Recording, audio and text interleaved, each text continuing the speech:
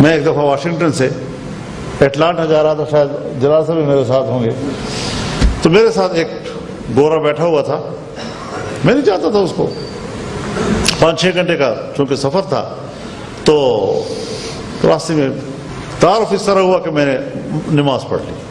تو مجھے کہتا ہے آپ نے کس طرح یہاں سے معلوم کیا کہ تمہارا کعبہ ادھر ہے؟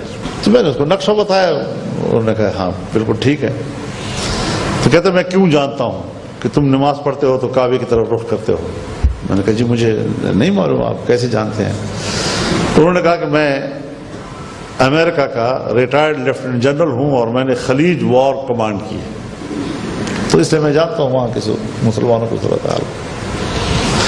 تو باتوں میں نے ان سے کہا کہ آپ نے کویت پر عراقی قبضے کو تو فوراً چھڑوا دیا اور کشمیر پر انڈیا کے قبضے کو بالکل نہیں چھڑا رہے، حالانکہ اس میں بھی اقوام متحدہ کی قراردادیں تو موجود ہیں. تو اس نے کہا کہ کویت ہیز آئل، اور یہ کہ امریکہ is with his own interest, ہم تو اپنے مفادات کے ساتھ ہوتے ہیں. کشمیر میں کیا ہے کہ ہم ان کے لیے لڑیں اور ان کو چھڑوائیں. اب اس طرح اپنے مفادات کے تحفظ کے لیے مسلمانوں پر ہر جگہ آگ برس رہی ہے، شام سے لے کر فلسطین سے لے کر کشمیر تک، برما تک. اس کے باوجود دہشت گرد مسلمان، اور وہ امن کے لیے آتے ہیں. 20 سال افغانستان پر بمباری کی اور پھر بھی امریکہ امن کے لیے آیا تھا. تو جب امن کے لیے آئے تھے تو گئے کس چیز کے لیے؟ میں بھی آپ کے سامنے پوری ذمہ دار حیثیت سے بات کہتا ہوں کہ جب 2013 میں یہاں حکومت بنی تو ایک وفد میرے پاس آیا، اور اس وفد نے 3 میٹنگیں میرے ساتھ کی تاکہ صوبے میں جو حکومت بنی ہے میں ان کے ساتھ نرم رویہ لے لوں.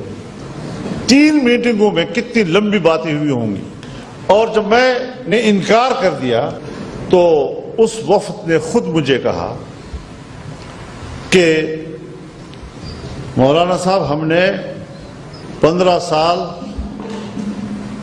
NGOs کے ذریعے اس صوبے میں کام کیا ہے، آپ کہتے ہیں یہ یہودی ایجنٹ ہے، ہم تائید کرتے ہیں، لیکن یاد رکھو دنیا کی معیشت یہود کے ہاتھ میں ہے، جب تک آپ اس کا ایجنٹ نہیں بنیں گے کام نہیں چلے گا آپ کا.